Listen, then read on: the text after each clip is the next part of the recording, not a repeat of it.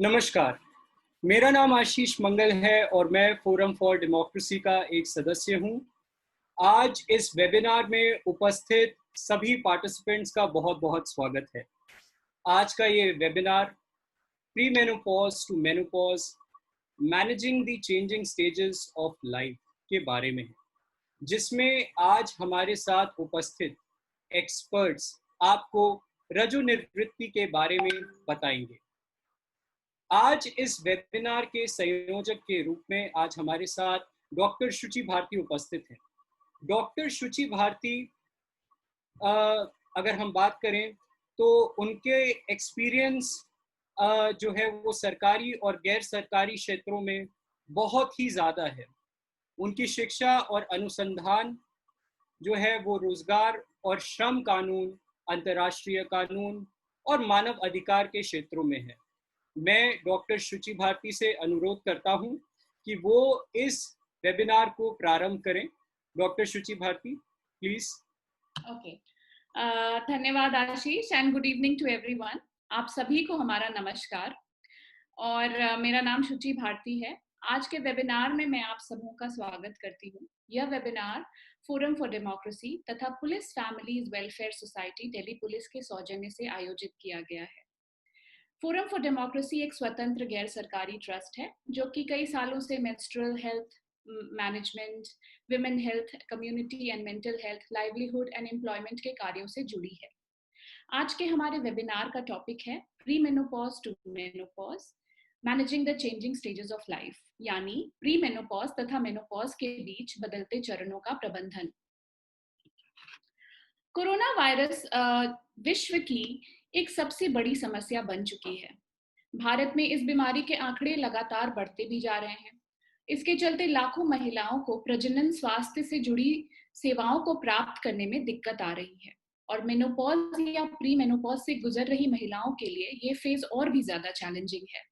इसी बात को ध्यान में रखकर फोरम फॉर डेमोक्रेसी और police family welfare society Delhi police ने इस वेबिनार का आयोजन किया है, जहां हम एक्सपर्ट की सही जानकारी प्राप्त करेंगे और साथ ही प्रश्न भी पूछ सकते हैं।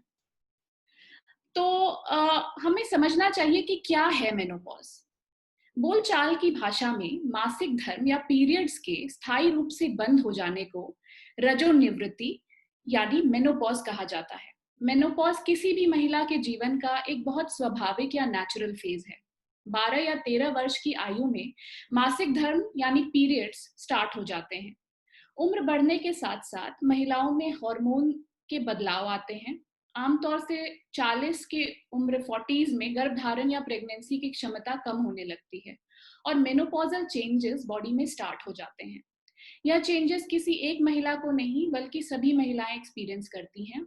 यह एक नेचुरल प्रोसेस है जिसमें धीरे धीरे पीरियड्स का आना बंद हो जाता है। मेनोपॉज होने पर शारीरिक और मानसिक दोनों प्रकार के परिवर्तन आते हैं। मेनोपॉज का अर्थ ही है जीवन में परिवर्तन। यह सारे फिजिकल, साइकोलॉजिकल और सोशल एस्पेक्ट्स को इफेक्ट करता है एक वुमेन की लाइफ के।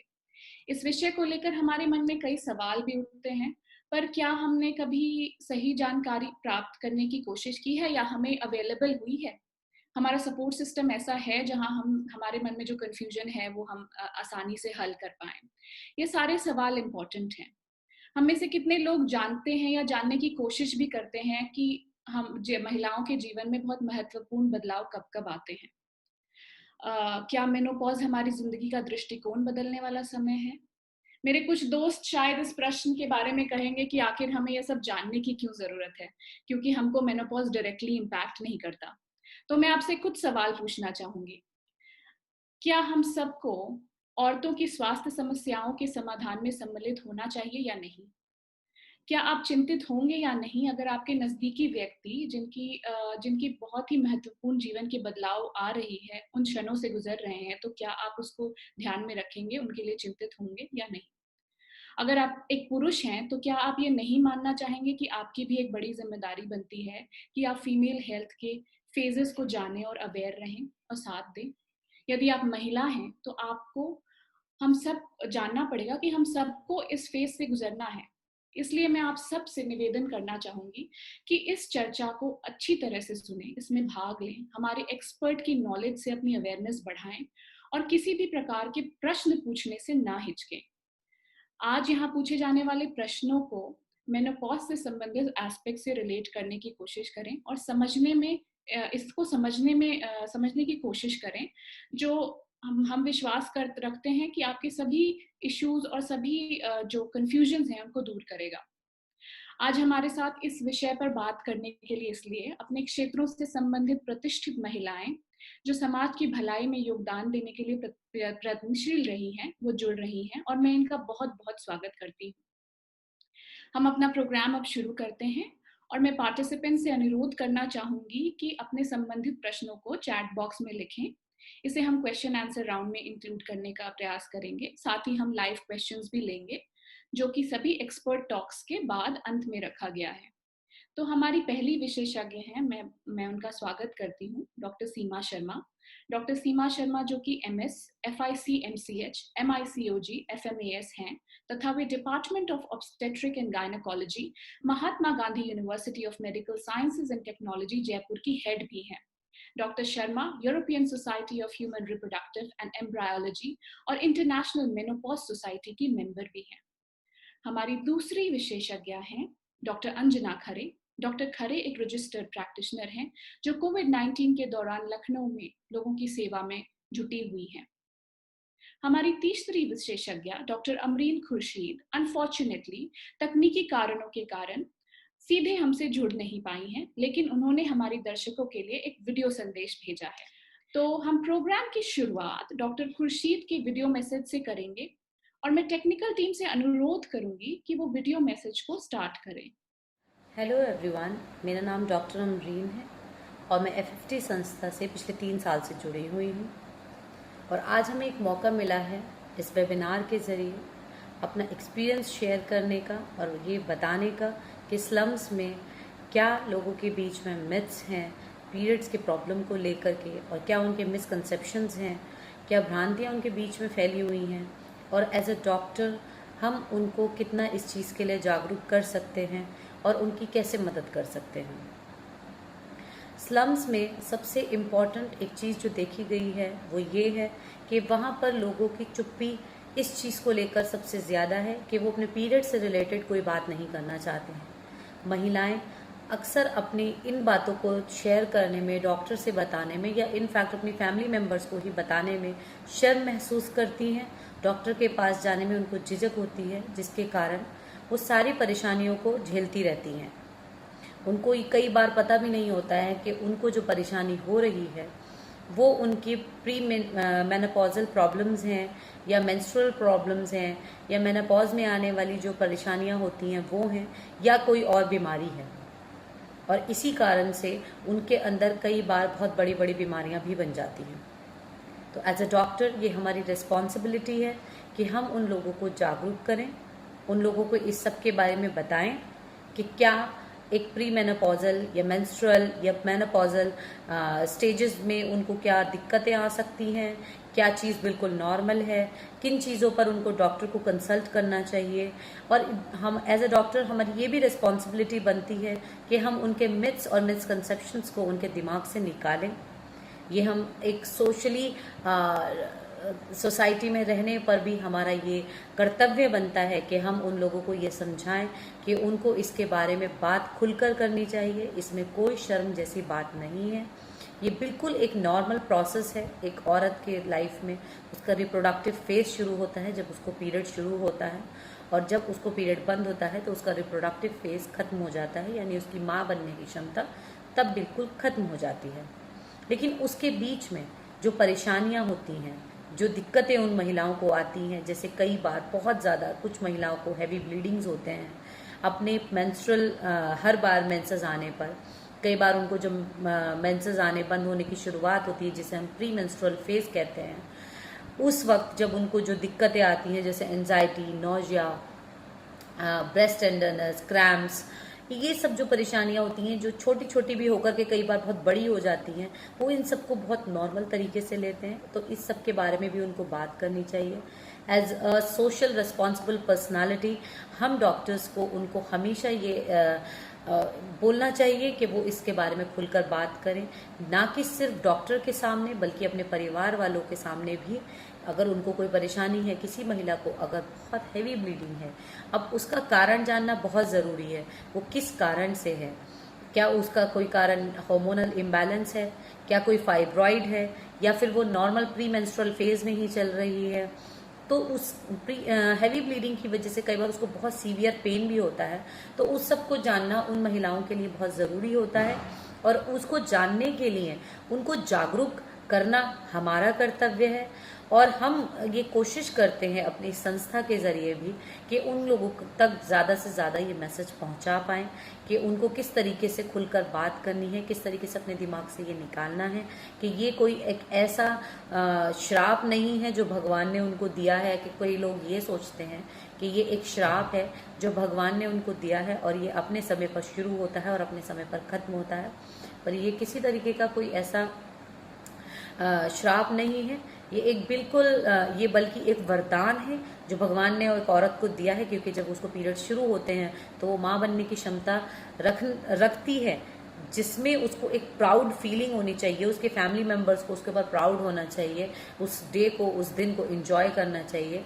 बल्कि ये करने की बजाय लोग उस लड़की से या उस महिला से बहुत सी चीज़ों में उसको रोकथाम करने की कोशिश करते हैं। जैसे कि उनको किचन में नहीं जाने दिया जाएगा, उनको खाना पकाने नहीं दिया जाएगा, उनको पूजा घर नहीं जाने दिया जाएगा। तो ये चीज़ें जो हैं उन लोगों के माइंड से निकालनी बहुत ज़रूरी है।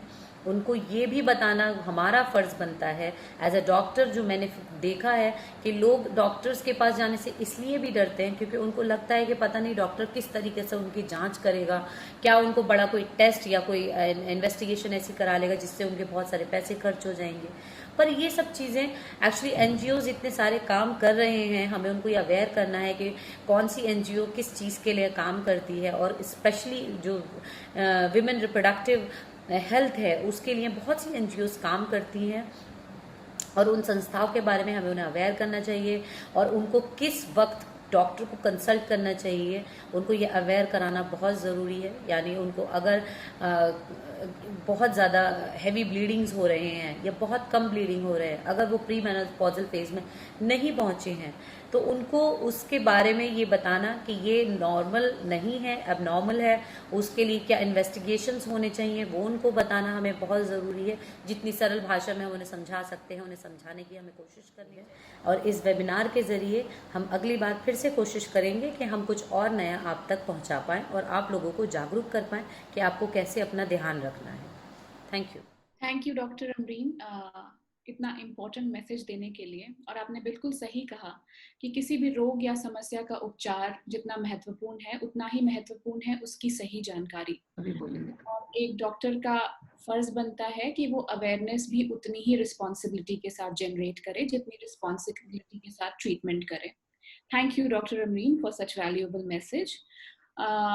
Before I invite doctor Anjana Khare, मैं एक मैसेज पार्टिसिपेंट्स को देना चाहूंगी। कृपया आप स्क्रीन पे कुछ स्क्रिबल ना करें क्योंकि वो सबको विजिबल होता है, तो इसका ध्यान रखें please.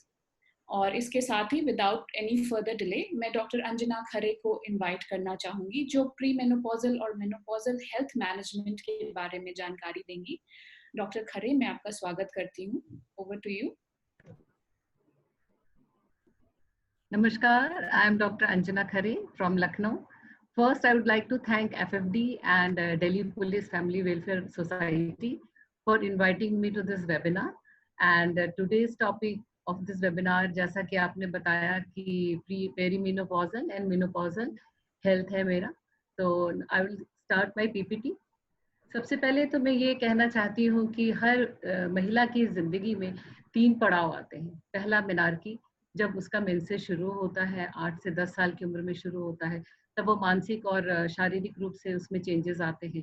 Then she enters in adolescent phase, वो उसमें फिर चेंजेस आते हैं। Then she entered in reproductive phase and menstrual phase, जिसमें उसकी प्रेगनेंसी होती है, फिर उसमें शारीरिक एंड मानसिक चेंजेस आते हैं। And finally she enters in menopause, जब उसका मेंसेस बंद हो जाता है, एंड फिर उसमें अगेन फिर चेंजेस आते हैं। तो she has to see the lots of changes mentally and physically तो अगर हम इन्हें पहले से जानकारी दें कि भाई मेनोपॉज क्या है या मेनोपॉज आने वाला है, तो वो मेनोपॉज की सिचुएशंस को बेहतर समझ सकेंगी और अपने हेल्थ को बेटर मेंटेन कर पाएंगी। तो सबसे पहले तो मैं ये कहना चाहती हूँ कि मेनोपॉज कितने टाइप के होते हैं। तो एक होता है नेचुरल एंड फिजियोलॉजिकल मेनोपॉज, जो 45 टू 55 इयर्स की एज में होता है in the absence of any other pathology. Then दूसरा है प्रीमेच्योर मेनोपॉज। अगर 40 साल से पहले आपको मेनोपॉज आ गया है तो उसे कहते हैं प्रीमेच्योर मेनोपॉज। मोस्टली ये प्रीमेच्योर ओवेरियन फेलियर के कारण होता है। दैट में include the factors affecting genetic और medical condition like diabetes, thyroid, smoking और शॉक भी अफेक्ट कर सकते हैं इसको। Then the third type is artificial और इंड्यूस्ड। अगर आपकी सर्जरी हुई है और उसमें यूट्रस के साथ ओवरीज निकाल दी गई हैं या अकेले ओवरीज ही निकाली गई हैं, तो इसे हम सर्जिकल मेनोपॉज कहते हैं। उसमें भी महिला को मेनोपॉज जैसे ही सिम्टम्स फेस करने पड़ते हैं। Then third is the medical menopause, that is called chemotherapy and radiotherapy के बाद हो जाता है, जिसमें ओवरीज आपकी काम नहीं करती हैं और ईस्ट्रोजन एंड प्रोजेस्टेरोन का लेवल कम हो जाता है। एंड जो महिला है उसको मेनोपॉज के सिम्टम्स आते हैं। एंड लेट मेनोपॉज तब कहते हैं जब आपके आफ्टर 55 अगर मेनोपॉज आ रहा है, तो इसे लेट मेनोपॉज कहते हैं। मेनोपॉज एक ऐसा पड़ाव है महिला की जिंदगी का कि इसे फेस करना ही पड़ेगा, इसे हम अवॉइड नहीं कर सकते। तो अगर हम इसकी जानकारी पहले से देते हैं, अगर हम उनको पहले से प्रिपेयर करते हैं और वो मानसिक रूप से इसको समझने के लिए तैयार हैं, तो फिर वो आगे जब इन्हें मेनोपॉज आता है तो उसको अच्छे से हैंडल कर सकते हैं। अब मैं ये कहना चाहूंगी कि महिला को कब पता चलेगा कि वो मेनोपॉज में आ गई। जब उसे लगातार 1 साल तक मेंसेस नहीं आता है, तब हम कहेंगे कि वो मेनोपॉज में एंटर कर चुकी है। इस समय उनकी ओवरीज जो है एग बनाना बंद कर देती हैं एंड हार्मोन्स कम होते हैं, उनके कम हो जाते हैं, एस्ट्रोजन प्रोजेस्टेरोन का लेवल कम हो जाता है। एवरेज एज इंडिया में मान लें तो 51 है, बट मोस्टली जो भारतीय महिला हैं उनकी 45 टू 55 इयर्स की एज में मेनोपॉज आ जाता है। पर ज्यादातर ये देखा गया है, जैसा कि हम प्रैक्टिकल उसमें देखते हैं कि महिला जो है जिस उम्र में उनकी मदर या सिस्टर का मेनोपॉज होता है, उसी एज में उनका भी मेनोपॉज होता है। But this is not the hard and fast rule, but ज्यादातर ऐसा देखा गया है। अब मेनोपॉज जो है अगर इंड्यूस्ड मेनोपॉज नहीं है तो ये अचानक से नहीं होता। अगर हम नेचुरल मेनोपॉज को ले तो वो धीरे धीरे जो है महिला मेनोपॉज की तरफ बढ़ती है, तो इसे हम कहते हैं पेरीमेनोपॉजल फेज। तो ये एक मेनोपॉजल ट्रांजिशन है और कुछ महिला को 6 महीने का होता है, किसी का 1 साल, किसी का 4 साल और किसी का 10 साल होता है। तो ये एक लंबा सफर भी हो सकता है। तो इसमें काफ़ी चेंजेस होते हैं, मेंस्ट्रुअल साइकिल्स में चेंजेस आ जाते हैं एंड सिम्टम्स में काफ़ी चेंजेस आ जाते हैं। एंड ये देखा गया है ज़्यादातर कि आउट ऑफ 5 अगर एक महिला जो है वो तो नेचुरली इससे ओवरकम कर जाती हैं, बट आउट ऑफ 5 एक महिला जो होगी उसको सिम्टम्स थोड़े सीवियर होते हैं और कुछ मेडिकल इंटरवेंशन थेरेपी की ज़रूरत पड़ सकती है। अब महिला कैसे पहचानेगी कि उसे पेरीमेनोपॉजल फेज में वो आ चुकी है या मेनोपॉज की तरफ जा रही है? तो सबसे पहले उसके ब्लीडिंग पैटर्न्स में चेंजेस आने लगते हैं। आइदर उसकी साइकिल शॉर्ट हो जाती है या उसके पीरियड मिस होने लगते हैं, या इसकी ब्लीडिंग हैवी हो सकती है, प्रोलॉन्ग हो सकती है, या मेंसेस के बीच में लंबा इंटरवल हो सकता है। तो अगर इस तरह का कुछ होता है तो जस्ट पहले तो ये रूल आउट करना होगा, डॉक्टर के पास जाना होगा कि प्रेगनेंसी तो नहीं है।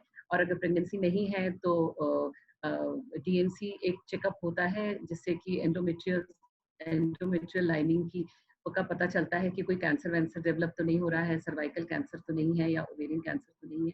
तो इस तरह से डॉक्टर से इनको मिलना चाहिए और हेवी ब्लीडिंग या इर्रेगुलर ब्लीडिंग की जांच जरूर उन्हें करानी चाहिए। इंटरमेंस्ट्रुअल ब्लीडिंग या पोस्ट क्वार्टल ब्लीडिंग जो होती है वो उसको हाईलाइटली नहीं लेना चाहिए और उसे इन्वेस्टिगेट कराना चाहिए, तुरंत अपने डॉक्टर से मिलना चाहिए। अब हम बात करें तो चूंकि एस्ट्रोजन का लेवल कम हो जाता है और because of the deficiency of oestrogen उन्हें काफी सारे सिम्टम्स भी डेवलप होने लगते हैं धीरे धीरे। तो वेजोमोटर इफेक्ट्स जिसको बोलते हैं हॉट फ्लैशेस सबसे ज्यादा कॉमन है पेरीमेनोपॉजल एंड मेनोपॉजल महिलाओं में। तो अचानक से उनको ठंड, अचानक से उनको गर्मी लगने लगती है, रात में सो रही हैं तो बहुत पसीना आने लगेगा, पैल्पिटेशंस होती हैं। तो इससे आपको घबराने की जरूरत नहीं है। ये सिम्टम्स होते हैं पेरीमेनोपॉज के और इसका इलाज भी है, तो आप घबराएं बिल्कुल नहीं। कुछ महिलाओं को वेजाइनल ड्राइनेस की प्रॉब्लम होती है, किसी को यूरिनरी इनकॉन्टिनेंस की प्रॉब्लम होती है, किसी के बाल थोड़े से झड़ने लगते हैं बिकॉज आपका एस्ट्रोजन कम हो जाता है, किसी कोई कंप्लेन करती है कि उनको स्किन की बहुत ड्राइनेस हो गई है, और कुछ महिलाओं को डिप्रेशन और मूड स्विंग्स की प्रॉब्लम हो जाती है बिकॉज एट दिस एज बच्चे बड़े हो जाते हैं, अपने काम में बिजी हो जाते हैं, हस्बैंड भी बिजी है, और because of this hormonal changes उनको डिप्रेशन या मूड स्विंग्स की प्रॉब्लम हो जाती है। कुछ को साइकोलॉजिकल ट्रॉमा हो जाता है, उन्हें लगता है कि अब मेंसेस कहीं बंद हो गया तो उनकी फेमिनिटी का लॉस हो जाएगा। कुछ कंप्लेन करती हैं कि वो कंसंट्रेट नहीं कर पा रही हैं, चीजें भूलने लगती हैं, याद नहीं रह पाता है उन्हें। और वेट गेन एक बहुत बड़ा कंप्लेन है, लाइक मेनोपॉज में महिलाओं को अक्सर वेट गेन की प्रॉब्लम हो जाती है। कुछ के ब्रेस्ट का साइज छोटा हो जाता है, झूल जाता है, किसी के टेंडरनेस हो जाती है, सोलन ब्रेस्ट हो जाता है। कुछ महिलाएं कंप्लेन करती हैं कि वो बहुत जल्दी थकने लगी हैं, कुछ का इस एज में माइग्रेन का डेवलपमेंट हो जाता है। तो ये सारे साइन एंड सिम्टम्स हैं, जो कि सारे साइन एंड सिम्टम्स एक ही महिला में नहीं होते हैं, किसी में कुछ होता है, किसी में कुछ होता है, बिकॉज हर वुमेन का बॉडी अलग अलग है। तो डिफरेंट एक्सपीरियंस के साथ वो अपने मेनोपॉज में एंटर करती है।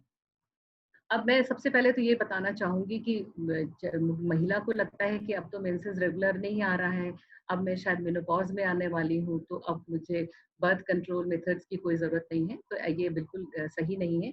आप प्रेग्नेंट हो सकते हैं, और अगर आप प्रेगनेंसी स्टेज में नहीं चाहते हैं तो जो भी मेथड आप यूज कर रहे थे पहले वो आपको यूज करते रहना है, एंड उसे स्टॉप नहीं करना है till you enter the menopause.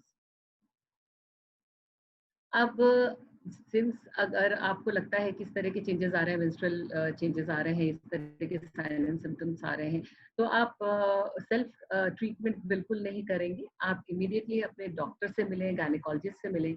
वो आपकी पूरी हिस्ट्री लेंगी, फैमिली हिस्ट्री पूछेंगे, साइन एंड सिम्टम्स देखेंगे, आपका पूरा फिजिकल एग्जामिनेशन करेंगे। Then she will ask for some routine blood checkup to rule out anaemia, because anaemia में भी इस तरह के कुछ सिम्टम्स हो जाते हैं। आपके सीरम कैल्शियम लेवल बहुत इंपॉर्टेंट है। देन आपके एफएसएच हार्मोन होता है, एस्ट्रोजन हार्मोन होता है, एफएसएच बढ़ जाता है, एस्ट्रोजन का लेवल कम हो जाता है, वो टेस्ट कराएंगे। और इससे कोई अगर पिट्यूटरी ग्लैंड में कोई ट्यूमर है या कुछ है, वो भी रूल आउट होता है। देन थायराइड के डिसफंक्शन से भी इस तरह के सिम्टम्स होते हैं, तो थायराइड फंक्शन का टेस्ट बहुत जरूरी है। और at this age lipid profile भी थोड़ा डीअरेंज होने लगता है, और लिपिड प्रोफाइल के डीअरेंजमेंट से आपको हार्ट की प्रॉब्लम और ब्लड प्रेशर की प्रॉब्लम हो सकती है। तो लिपिड प्रोफाइल बहुत जरूरी है, और अगर डीअरेंज्ड है या कुछ तो उसका भी ट्रीटमेंट साथ में शुरू किया जा सकता है। ब्लड शुगर का टेस्ट होना बहुत जरूरी है, बिकॉज एट दिस एज महिलाओं को शुगर की चांसेस हैं कि वो हो जाए, और अगर डीअरेंज ब्लड शुगर है तो भी इस तरह के सिम्टम्स होते हैं, तो उसका भी रूल आउट होना बहुत जरूरी है। Test for liver and kidney function test भी किया करते हैं, जब आप जाओगे तो वो आपसे सारा कंप्लीट चेकअप कराएंगे। एक टेस्ट होता है एंटी मुलेरियन हार्मोन टेस्ट, वो they will ask to get this test done. Then एक अल्ट्रासाउंड बहुत इंपॉर्टेंट इन्वेस्टिगेशन है, तो whole abdomen ultrasound with pelvis, and एक टीबीएस ट्रांसवेजाइनल सोनोग्राफी बोलते हैं इसको। इससे आपके जो जेनिटल ऑर्गन्स हैं उसके पैथोलॉजी का पता चलता है, तो इससे वो रूल आउट हो जाएगा कि कोई ओवरी में या यूट्रस में या सर्विक्स में कोई पैथोलॉजी तो नहीं है। देन पैप्समियर एक इम्पॉर्टेंट टेस्ट है, तो पैप्समियर कराना चाहिए। मेमोग्राम रेगुलरली कराना चाहिए, yearly at from the age of 35 मैं तो कहूँगी कि मेमोग्राम कराना चाहिए, जस्ट टू रूल आउट कि कोई ब्रेस्ट कैंसर तो डेवलप नहीं हो रहा है। अगर रेगुलरली हम कराते रहेंगे तो एक अर्ली स्टेज पे जब शुरुआत अगर कुछ हो रही है तो हम उसका ट्रीटमेंट अर्ली स्टेज से ही कर पाएंगे। बोन डेंसिटोमेट्री होती है, जिसमें आपकी हड्डियां, अस्थियां जो है उसमें कैल्शियम की क्या स्थिति है उसका पता चलता है। तो एक बहुत इंपॉर्टेंट टेस्ट है, जो कि मेनोपॉज में कैल्शियम की कमी होती है, और तो ये एक बहुत इंपॉर्टेंट टेस्ट है। और अगर आपका अर्ली मेनोपॉज हो रहा है, लाइक बिफोर 40 और 35 के एज में हो रहा है, तो you are very high risk of osteoporosis and heart disease. तो ये सारे टेस्ट जो हैं वो इन सब चीज़ों को रूल आउट करेंगे, और अगर कुछ भी इस तरह की डेफिशिएंसी निकलती है तो हम बहुत ही अर्ली एज में इसका ट्रीटमेंट शुरू कर सकते हैं, तो आप आगे के कॉम्प्लिकेशन से आपका बचाव हो सकता है।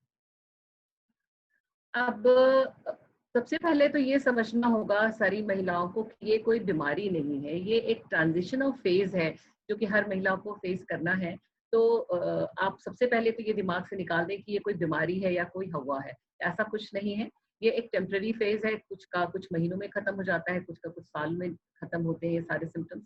और अगर सिम्टम्स कम नहीं होते तो उसके लिए दवाइयाँ हैं, तो इस तरह से चिंता की कोई बात नहीं है। तो सबसे पहले तो मैं ये बोलूँगी कि बिफोर मेडिसिन आपने लाइफस्टाइल और होम रेमेडीज़ को मैं इम्पोर्टेंस देती हूँ। लाइफस्टाइल चेंज करें, अपना होम रेमेडीज़ जो मैं बताऊँगी वो अपनाएँ। सबसे पहले है कि महिलाएं अपने स्वास्थ्य को बहुत ज़्यादा नज़रअंदाज कर देती हैं, घर को संभालने में, सबके हेल्थ का ध्यान रखने में अपने को वो ज़रा छोड़ देती हैं।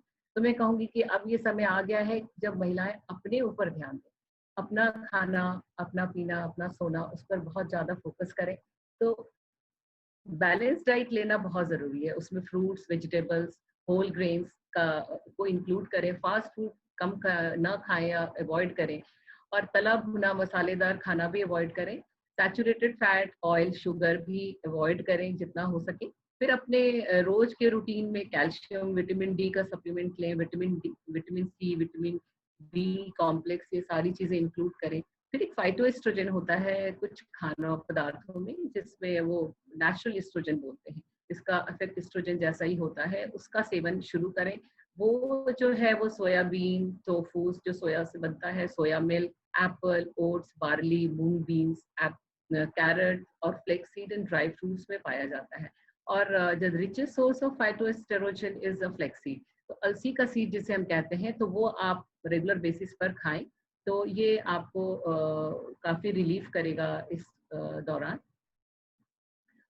महिलाएं जो है ओवर स्ट्रेस रहती हैं, सोती नहीं है ठीक से, तो मैं कहूँगी कि 8 से 9 घंटे की स्लीप आप ज़रूर लें, और सोने से पहले आप अवॉइड करें चाय, कॉफ़ी, अल्कोहल या स्मोकिंग, क्योंकि वो आपके स्लीप को डिस्टर्ब करेगी। अगर आप अच्छी नींद लेंगी तो जो साइन सिम्टम्स हैं आपके, वो काफ़ी हद तक कम होंगे। और एक्सरसाइज आप रेगुलरली करें, अपने एक्सरसाइज को अपने रूटीन में ही शामिल करें। किसी भी तरह का एक्सरसाइज आप कर सकती हैं, walking, running, weight bearing exercise specially आपके बोन्स के लिए बहुत अच्छा होता है और हार्ट के लिए बहुत अच्छा होता है, तो ऑस्टियोपोरोसिस भी प्रिवेंट करता है। तो एक्सरसाइज आपको अपने लिए 1 घंटा तो निकालना ही है, आप अपने लिए 1 घंटा निकालें और एक्सरसाइज करें, और अपने आप को स्ट्रेस फ्री रखें। और स्ट्रेस फ्री रहने के लिए आपको रिलैक्सेशन टेक्निक्स की प्रैक्टिस करनी होगी। आप टीवी में देख के भी शुरू कर सकती हैं, आप कोई सेंटर ज्वाइन करिए, योगा करिए, प्राणायाम करिए, मेडिटेशन एटलीस्ट प्राणायाम 15 मिनट, योगा आधा घंटा, मेडिटेशन भी 15 से 20 मिनट आप करें। ज़्यादा इससे कर सकती हैं तो बहुत अच्छी बात है, और आधा से पौन घंटा एक्सरसाइज करें, तो इतना टाइम आप अपने लिए ज़रूर निकालें। कुछ महिलाओं को है कि यूरिनरी इनकॉन्टिनेंस की प्रॉब्लम हो जाती है, जिसके लिए केगल एक्सरसाइज होता है जो आपकी पेल्विक फ्लोर को स्ट्रेंथन करता है, तो वो आप फ्रॉम द एज ऑफ 30-35 भी शुरू कर सकते हैं, जिससे कि आपकी वो पेल्विक फ्लोर स्ट्रांग रहेगी और आपको आगे जाकर इस तरह की दिक्कतें नहीं आएंगी। हॉट फ्लैशेस सबसे ज़्यादा कॉमन कंप्लेन है, इसलिए मैंने इसको अलग से भी लिया है। तो जो मैंने बताया कि लाइफस्टाइल चेंज करना है, खाना पीना, एक्सरसाइज, वो सब तो करना ही है, और ये भी आइडेंटिफाई करना है कि आपके क्या ट्रिगर्स हैं उससे हॉट फ्लैशेस के, लाइक स्पाइसी फूड है या फूड कैफीन है या हॉट ड्रिंक्स है, एंजाइटी है, स्ट्रेस है, अल्कोहल है, तो ये आपको आइडेंटिफाई करना पड़ेगा और उनको अवॉइड करें, इससे भी आप हॉट फ्लैशेस से बच सकते हैं। आप पानी पीते रहें, फ्रिक्वेंटली पानी पीते रहें। आप, जैसा कि मैंने बताया, स्ट्रेस आपको अवॉइड करना है, और स्ट्रेस अवॉइड करने के लिए आप मेडिटेशन, योगा और प्राणायाम का सहारा ले सकते हैं। एक्सरसाइज, जैसा मैंने आपको पहले भी एक्सप्लेन किया, एक्सरसाइज करते रहेंगे। स्मोकिंग आप छोड़ें, और एक तभी अगर आपको रिलीफ नहीं मिलता है तो आप कोल्ड पैक अपने पिलो के नीचे रखकर सो सकते हैं, जिससे कि अगर हॉट फ्लैशेस रात में आते हैं तो आप उससे अपने आप को रिलीफ कर सकते हैं। न्यूट्रिशनल सप्लीमेंट्स में एंटीऑक्सीडेंट्स है, vitamin E, multivitamin containing phytoestrogen, जैसा कि मैंने आपको पहले बताया है। हर्बल प्रिपरेशंस कुछ होते हैं, like black cohosh, red clover, evening primrose oil, ये अपने डॉक्टर के गाइडेंस के साथ ले सकते हैं, बिकॉज इन सब सारे प्रिपरेशंस के कुछ साइड इफेक्ट्स भी होते हैं, लाइक इनके लीवर के कुछ साइड इफेक्ट्स होते हैं, तो वो डॉक्टर्स जो है आपके इन साइड इफेक्ट्स के साथ को रूल आउट करते हुए और रेगुलर चेकअप कराते हुए आपको ये प्रिपरेशन देंगे। और किसी भी मेडिसिन को सेल्फ ट्रीटमेंट में नहीं लेना है, हमेशा डॉक्टर के कंसल्टेशन के साथ ही लेना है। और कुछ महिलाओं को इस सपोर्टिव थेरेपी से जब आराम नहीं मिलता है तो they can given a non hormonal treatment like ऐसा पाया गया है रिसर्चेस में कि कुछ एंटी डिप्रेसेंट ड्रग्स हैं like Prozac, anti scissor drug है गाबापेंटी और एंटी हाइपरटेंसिव ड्रग्स हैं क्लोनिडीन। तो इनका भी काफी अच्छा रोल है हॉट फ्लैशेस के लिए, तो इनका भी यूज कर सकते हैं। लेकिन ये सारी जो दवाइयां हैं आप डॉक्टर के सुपरविजन में ही लेंगे, और क्योंकि वो बताएंगे कि कितने डोज से शुरू करना है, कितने दिन तक लेना है, इसके क्या साइड इफेक्ट्स हैं और इसको फिर कैसे टेपर ऑफ करना है। तो सेल्फ मेडिकेशन प्लीज नहीं करना है कि आप पड़ोसी ने ले लिया चलो वही मेडिसिन ले लिया, इस तरह से आपको नहीं करना है। तीसरी ये सबसे ज्यादा कंप्लेन आती है कि इस दौरान सेक्सुअल डिजायर कम हो जाता है, सेटिस्फैक्शन कम हो जाता है during perimenopause and menopausal age में। तो ये थोड़ा ये इसका because of lack of oestrogen इस तरह का होता है। But instead of taking treatment for that, पहले तो आप ये देखिए कि आपको एंटी डिप्रेसेंट ड्रग तो नहीं ले रहे हैं, या दूसरा हेल्थ प्रॉब्लम तो नहीं है आपको, डायबिटीज, हाइपरटेंशन या too much stress in life, बहुत ज्यादा वर्किंग आवर्स हैं आपके, उस दौरान भी इस तरह का हो जाता है। और अगर ये सब नहीं है तो आप वजाइनल ड्राइनेस का ट्रीटमेंट आप करें अपने गायनेकोलॉजिस्ट से मिलकर, और आप प्रोफेशनल सेक्सुअल काउंसलिंग भी करा सकते हैं। हमारे देश में काउंसलिंग की प्रथा जरा कम है, लोग सोचते हैं कि अरे काउंसलिंग कराया तो हम पागल थोड़ी है, तो ऐसी कोई बात नहीं होती है। आप प्रोफेशनल सेक्सुअल काउंसलिंग भी करा सकते हैं। बहुत सी औरतों को mood swings, depression and fear of loss of femininity की प्रॉब्लम हो जाती है, तो ये सारी जो चीजें हैं वो सपोर्टिव मेथड से ट्रीट की जाती हैं। और आप साइकोलॉजिकल काउंसलिंग भी इसका करा सकती हैं, बिल्कुल आपको मिलना चाहिए साइकोलॉजिस्ट से, और इस तरह के सेशन से आप इस तरह के मूड स्विंग से और डिप्रेशन से निकल सकती हैं।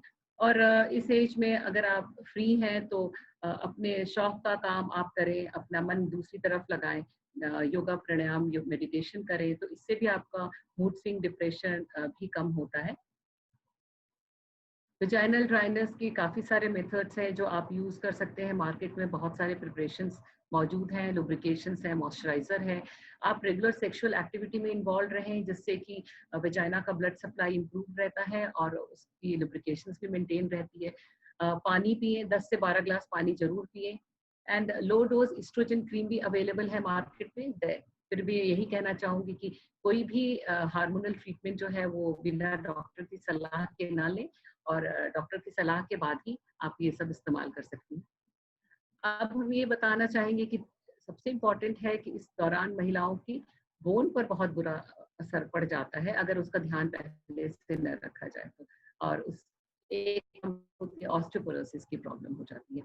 महिलाएं अक्सर 30, 35, 40 से ही कंप्लेन करने लगती है कि उनको बैक एक हो रहा है, बोन्स में पेन है, नी जॉइंट में पेन है। तो इस तरह की चीज़ों का भी अगर आप फ्रॉम 35-40 से ही अपना ट्रीटमेंट शुरू कर दें तो ये चीज़ें डेवलप नहीं होती हैं। आप स्मोकिंग अवॉइड करें, अल्कोहल अवॉइड करें, एंड जो भी अगर इस तरह का कुछ ऑपरेशन भी हो रहा है आपका, तो अगर आपकी गायनेकोलॉजिस्ट वो तो दे विल सी कि अगर ओवरीज बचाई जा सकती है तो ओफ्रेक्टमी ना की जाए, जिससे कि कुछ साल तक आपकी ओवरीज काम करती रहें और आपके बॉडी में एस्ट्रोजन, प्रोजेस्टेरोन का लेवल मेंटेन रहे। और कुछ महिलाओं को किसी और बीमारी के कारण स्टेरॉइड का यूज हो रहा है, SSRI, एंटी डिप्रेसेंट है, मिथोट्रेक्सेट है, एंटासिड हाई डोज में लेती हैं, या high dose of thyroid medications है, तो उसका डोज भी अगर लोअर साइड में रखें because they causes thinning of bone, और वो भी ऑस्टियोपोरोसिस कॉज करती है। मैंने पहले भी जैसा बताया है कि ऑस्टियोपोरोसिस के लिए ना हो आगे आपको जाके, और आपकी हड्डियां मजबूत रहें, इसलिए फ्रॉम द एज ऑफ 30-35 आप कैल्शियम लें regularly 1000 to 1500 milligram per day, vitamin D लें, धूप में जाएं, और फोर्टिफाइड मिल्क लें, ऑयली फिश प्रिपरेशंस लें, और मैग्नीशियम भी बहुत इंपॉर्टेंट है कैल्शियम के एब्जॉर्प्शन के लिए, 2:1 के रेशियो में होता है। तो इस तरह का प्रिपरेशन लें जिसमें मैग्नीशियम भी हो, और फ्रूट्स एंड ग्रीन वेजिटेबल्स में भी पाया जाता है, तो वो भी लें जिससे कि आपकी हड्डियों की शक्ति बनी रहे। और अब सबसे पहले तो मैं ये कहना चाहूँगी कि इनिशियली तो पहले जो महिला है अपने सपोर्टिव थेरेपी और नॉन हार्मोनल थेरेपी से ही अगर ठीक हो जाती है तो उसे हार्मोनल ट्रीटमेंट की ज़रूरत नहीं पड़ती है। और मोस्टली 85% लेडीज जो हैं वो इन्हीं चीज़ों से उनको इम्प्रूवमेंट हो जाता है। बट अगर आपका प्रीमेच्योर ओवेरियन फेलियर हो चुका है या हिस्टेक्टमी या ओपेक्टमी हो गई या अर्ली एज में और आपके पास काफी लंबा समय है, तो इन दैट केस आपको heart disease and other things. तो मैं ये मेंशन करना चाहूंगी कि HRT के बेनिफिट्स क्या है। HRT के बेनिफिट्स हैं कि ये हॉट फ्लैशेस रिलीव करता है, नाइट स्वेट्स रिलीव करता है, और आप सो अच्छे से पाते हैं। वेजाइनल ड्राइनेस को भी इम्प्रूव करता है, और इचिंग, आपके पेनफुल सेक्स होते हैं, डिस्पेरियूनिया जिसे हम कहते हैं, उसमें भी आराम मिलता है। एंड HRT जो है अगर दी जाए जिन्हें प्रीमेच्योर ओवेरियन फॉलिकल हो गया अर्ली एज में, तो उनके ऑस्टियोपोरोसिस के चांसेस भी कम हो जाते हैं एंड हार्ट डिजीजेस के चांसेस भी कम होते हैं, और तुम्हें डिमेंशिया की जो प्रॉब्लम है वो भी कम होती है। लेकिन हर चीज के अगर कुछ बेनिफिट्स हैं तो उसके कुछ साइड इफेक्ट्स हैं, like bloating, breast swelling, tenderness, headache, nausea and mood changes and vaginal bleeding. लेकिन ये जो भी है HRT जो है वो आपकी गायनेकोलॉजिस्ट डिसाइड करेंगी कि whether you are fit for this treatment और नॉट। इसके प्रोज एंड कॉन्स आपको समझाए जाएंगे, उसके साइड इफेक्ट्स समझाए जाएंगे। एंड क्योंकि इसके कुछ साइड इफेक्ट्स होते हैं, एंडोमेट्रियल कैंसर ऐसा देखा गया है कि होता है, स्पेशली अगर आप हार्मोनल ट्रीटमेंट में एस्ट्रोजन ले रहे हैं और प्रोजेस्टेरॉन नहीं ले रहे हैं, तो इस तरह की चीजें पाई जाती हैं। ब्लड क्लॉट की कंप्लेंट्स होती हैं, स्ट्रोक का चांसेस हो जाता है, ब्रेस्ट कैंसर का चांसेस हो जाता है। तो हार्मोनल ट्रीटमेंट कम्प्लीटली डॉक्टर के सुपरविजन में लेना है विद रेगुलर फॉलोअप। ये नहीं कि एक बार शुरू कर दिया और फिर डॉक्टर के पास ही नहीं गए और सालों साल लगातार लेते रहे। एक केस देखा था मैंने जिसमें वो सालों साल लगातार केसेस वो लेती रही है and then she develop endometrial carcinoma. तो इस तरह से नहीं होना है, आपका रेगुलर चेकअप होना है, फॉलोअप होना है, और देन शी विल डिसाइड कि आपको कब आपका ये ट्रीटमेंट बंद होना चाहिए और किस तरह से ये टेपर ऑफ होना चाहिए। अब मैं शॉर्ट में थोड़ा सा मैं आपको बताऊंगी कि HRT क्या है। HRT में एस्ट्रोजन थेरेपी होती है, वो पिल्स के फॉर्म में हो सकती है, पैच के फॉर्म में होता है, टॉपिकल आपका एस्ट्रोजन होता है और वेजाइनल एस्ट्रोजन भी होता है। देन एस्ट्रोजन एंड प्रोजेस्टेरॉन का कॉम्बिनेशन भी होता है। जिन महिलाओं की यूट्रस है उनका कॉम्बिनेशन ड्रग भी दे सकते हैं, तो ये एंडोमेट्रियल कैंसर के चांसेस को थोड़ा कम करते हैं।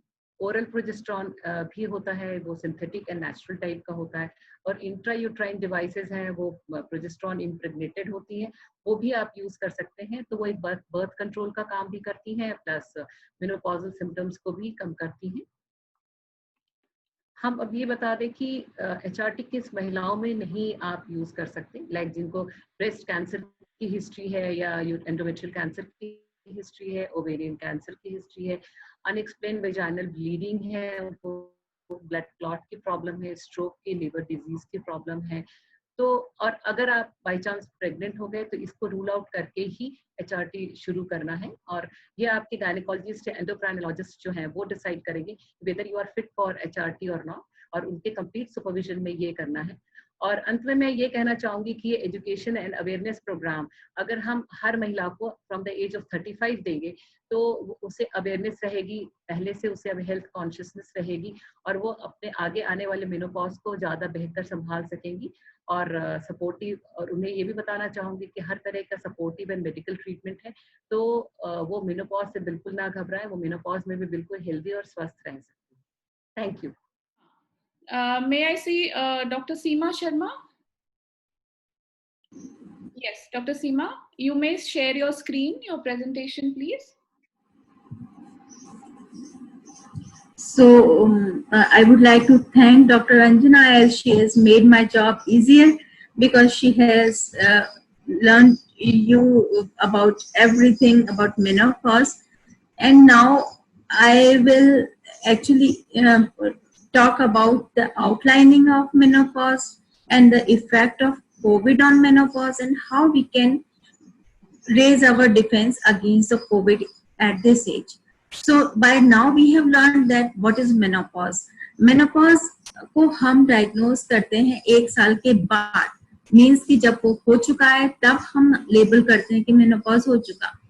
इनफैक्ट ये एक ऐसा डायग्नोसिस है कि जो बीमारी होने के बहुत बाद हम लेबल कर सकते हैं।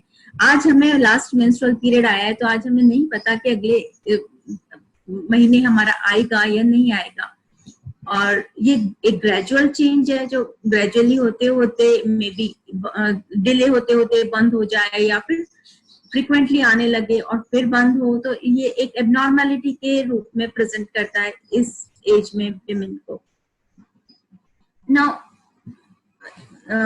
मेनोपॉज हमारी उम्र का एक ऐसा दौर है जहां पर जो मंथली साइकिल आ रहा था वो स्टॉप हो जाता है और देश देशांतर में इसका एज ग्रुप अलग अलग रहता है। जैसे विदेशों में आप देखें तो 50 से 55 साल तक भी महिलाएं मेंस्ट्रुएट करती रहती हैं और वहां पे 51 से 52 साल को वो एक एवरेज एज मानते हैं कि जहाँ पे उनका पीरियड खत्म हो जाएगा। बट हमारे यहाँ स्थिति थोड़ी डिफरेंट है और हम मानते हैं कि हमारे यहाँ अप्रोक्सीमेटली 47 ईयर्स में पीरियड्स चले जाते हैं। और ये एक ऐसा दौर है जहाँ पे जो बिल्कुल मेनोपॉज के दौरान वाले साल होते हैं, 2 से 3 साल पहले से 2 से 3 साल बाद तक उस फाइनल मेंस्ट्रुअल पीरियड के, वो एक स्टॉर्मी कंडीशन होती है। उसमें बॉडी में कई चेंजेस आते हैं जैसे कि डॉक्टर अंजना ने अभी बताया। तो ये सब होते हैं एक विशेष हार्मोन की कमी की वजह से, जिसे हम एस्ट्रोजन कहते हैं। जब ये एस्ट्रोजन हार्मोन कम हो जाता है बॉडी में तो आप सबसे पहले देखेंगे वेट गेन होने लगता है, मेंस्ट्रुअल इरेगुलरिटीज आने लगती हैं, थकान होने लगती है, यूरिन संबंधी प्रॉब्लम्स होते हैं और धीरे धीरे आगे की प्रॉब्लम्स जो लेट स्टेज है वो आने लगती है। सबसे पहला चेंज और सबसे कॉमन चेंज है हॉट फ्लैशेस और गर्म बफारे, जिन्हें हम लोकल लैंग्वेज में कहते हैं। और इसका पूरा विवरण डॉक्टर अंजना पहले ही दे चुकी हैं। इसके साथ ही कभी कभी नींद के प्रॉब्लम्स, रात को नींद अचानक से खुल जाती है, घबराहट होती है, नींद कभी कभी बहुत ही कम आती है, देर तक नींद आती ही नहीं है। फिर रात में भी कई बार बाथरूम जाना पड़ता है, पेशाब को आप रोक नहीं पाते, जब तक आप सोचते हो कि मैं पहुंचूं तब तक लीक हो जाता है। तो ये लीकेज भी कुछ कुछ हार्मोन्स के प्रॉब्लम्स के कारण होने लगता है। इसके साथ ही क्योंकि जो स्किन लेयर होती है वजाइना की वो पतली हो जाती है हार्मोन की कमी से, इसलिए वहां पे इन्फेक्शन हो जाते हैं। कैंडिडा का इन्फेक्शन, जिसे हम लोकल लैंग्वेज में ईस्ट इन्फेक्शन भी कहते हैं, वो हो जाता है। धीरे धीरे मेमोरी लॉस होने लगता है, डिप्रेशन होने लगता है। और क्योंकि इस समय में एस्ट्रोजन तो लो होता ही है, साथ में टेस्टोस्टेरोन भी लो होता है, जिसके कारण डिक्रीज लिबिडो मींस की सेक्सुअल डिजायर का बहुत कम होना, ये भी एक प्रॉब्लम हो जाती है, जो कि महिलाएं यूजुअली कह नहीं पाती हैं और बहुत कम टाइम ही वो जाके डॉक्टर को भी डायरेक्टली इसके बारे में इन्फॉर्म नहीं करती हैं। Rather we ourselves has to ask them कि ऐसा भी आपको प्रॉब्लम है, then they come to know हाँ ऐसा है, ये तो मेरी प्रॉब्लम मैं आपसे कह ही नहीं पाती हूँ पर ये मुझे बहुत प्रॉब्लम है। तो इस तरह से ये सारे जो अर्ली सिम्टम्स हैं मेनोपॉज के, ये आने लगते हैं, जो कि हमारी डे टू डे रूटीन को बहुत ही चेंज कर देते हैं।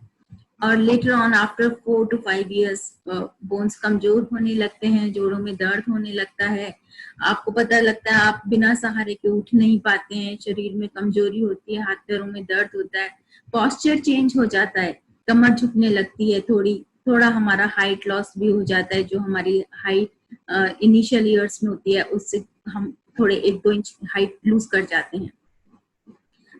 उसके आगे हृदय संबंधी रोग भी इस उम्र में ज्यादा होने की संभावना होती है, not simply because of increasing as.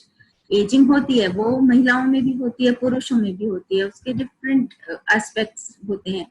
But यहाँ एक चीज स्पेशल जो हो जाती है वो ये कि हार्मोन का लेवल कम हो गया है, एस्ट्रोजन हार्मोन कम हो गया है, उसकी वजह से जो एक प्रोटेक्टिव इफेक्ट इस हार्मोन का बॉडी पर था वो भी ऑफ हो जाता है। तो इसकी वजह से क्या होता है कि महिलाओं में भी हार्ट फेलियर के, हार्ट अटैक के चांसेस उतने ही हो जाते हैं जितने पुरुषों में होते हैं। यूजुअली जो रिप्रोडक्टिव ईयर्स होते हैं, मींस कि जब से हमारा माहवारी आना शुरू होता है और जब जिस सालों में चलता रहता है, जब खत्म होता है, उन ईयर्स में जो हार्ट अटैक की संभावना होती है वो फीमेल्स में मेल्स के कंपैरिजन में 10 टाइम्स तक कम होती है। पर ये प्रोटेक्टिव इफेक्ट जाते ही ये संभावनाएं बढ़ जाती हैं, हार्ट अटैक के चांसेस बढ़ जाते हैं, हाई ब्लड प्रेशर होने लगता है, ये सारे इफेक्ट्स मेनोपॉज से होते हैं और धीरे धीरे मेमोरी लॉस, जैसे मैंने आपको कहा, एस्ट्रोजन की कमी, ये भी से होने लगते हैं।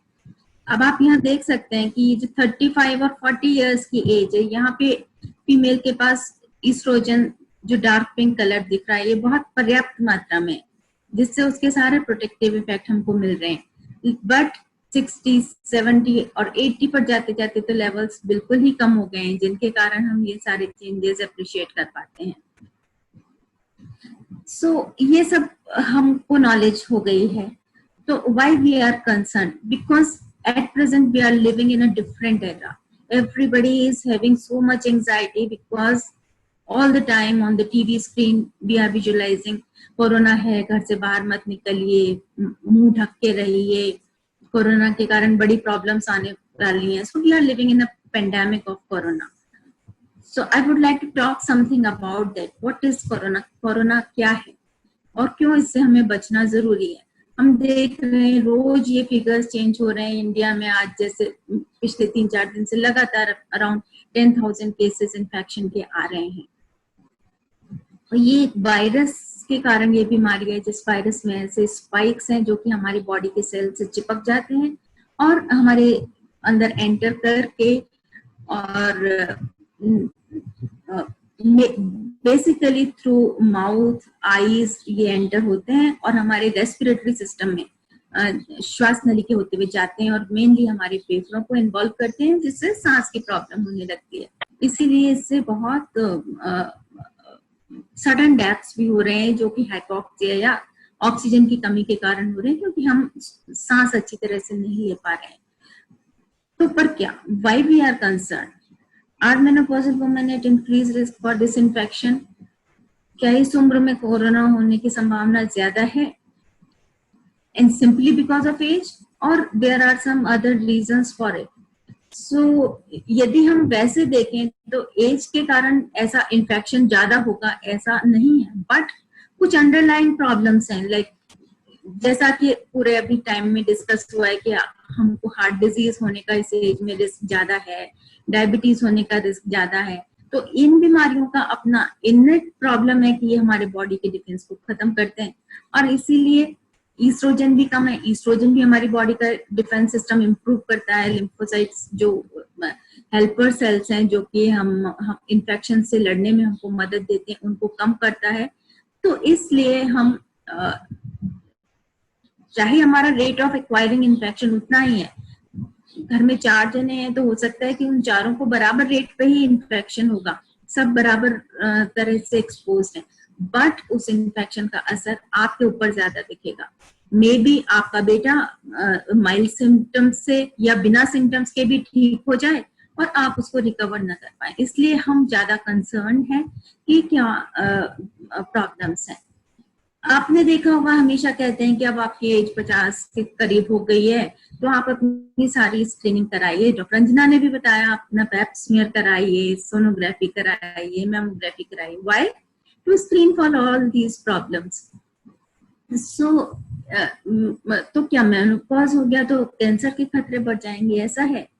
तो ऐसा कुछ है, क्योंकि हमने देखा है जो सेल्स, जैसा मैंने अभी बात करी, टी हेल्पर सेल्स होते हैं जो कि हमें हमारे डिफेंस मैकेनिज्म को, हमारे बॉडी में जो भी एबनॉर्मेलिटीज हो रही है, हमारी जो इम्यून सिस्टम के सेल्स हैं, जो हमारी प्रतिरक्षा प्रणाली की कोशिकाएं, उनको मजबूत रखते हैं, वो कम होते चले जाते हैं और बॉडी में इन्फ्लेमेशन बढ़ने लगती है. इन्फ्लेमेशन को हम सामान्य भाषा में सूजन भी कहते हैं. कभी हम जाते हैं तो डॉक्टर से पूछते हैं क्या हुआ, फिर वो कहते हैं कि बच्चेदानी में सूजन है. दैट सूजन इज नॉट कि आपका मोटा हो गया बच्चेदानी या क्या, that is basically inflammation. Inflammation से ऐसा होता है कि दर्द होता है, डिस्चार्जेस होते हैं. और क्योंकि इन्फ्लेमेशन क्यों हुआ? क्योंकि वहां पे कुछ ना कुछ ऐसा प्रॉब्लम हो रहा है जिसको बॉडी नॉर्मल नहीं समझ रही है. जब नॉर्मल नहीं समझ रही है तो वो उससे गेट रिड होना चाहती है. इसीलिए इन्फ्लेमेशन जब बढ़ता है तो कैंसर के रिस्क और दूसरी प्रॉब्लम्स के रिस्क बढ़ते हैं. सो कोरोना यदि हुआ है तो इसके क्या से, मैंने आपको बताया कि ये फेफड़ों के थ्रू एंटर करता है, फिर high temperature, cough, and breathing difficulties, ये इसके 3 मेन सिम्टम्स हैं। पर ये सारे सिम्टम्स जो सिंपल खांसी जुकाम बुखार बिना कोरोना के हमको होता रहता है, इन्फ्लुएंजा लाइक इलनेस, उसमें भी सेम होते हैं। इसलिए हर बार हर किसी को यदि बुखार आता है तो इसका ये मतलब नहीं हो सकता कि कोरोना है। इसलिए हमको इसका टेस्ट कराना, डॉक्टर से सलाह लेना जरूरी हो जाता है। फिर दूसरी मेन बात यह है कि ये वायरस एक व्यक्ति से दूसरे व्यक्ति को स्प्रेड हो रहा है, खांसी के थ्रू, सांस के थ्रू, एनवायरनमेंट में रहता है। 3 से 8 घंटे तक बताते हैं कि ये रह सकता है एनवायरनमेंट में, इसलिए ये दूसरों को इन्फेक्ट कर रहा है। तो हमें ध्यान रखने की जरूरत है।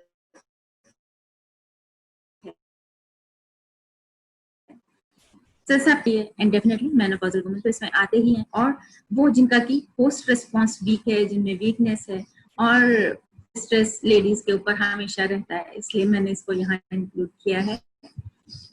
इसके साथ साथ वो लोग जो कि क्लोज कॉन्टैक्ट्स हैं। कौन है क्लोज कॉन्टैक्ट्स? जिनके घर में किसी को इन्फेक्शन हुआ है, जो बाहर निकल के काम करते हैं, तो उनके साथी लोग जो भी हैं, उन साथियों के भी हम क्लोज कॉन्टैक्ट बन जाते हैं।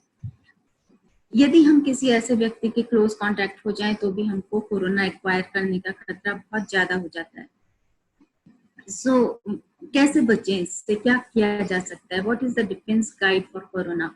तो कोरोना का इलाज अभी तक कोई सामने नहीं आया है, ये हम सब जानते हैं। रोज हमको इस बारे में अखबारों में, टीवी में खबर मिल रही है।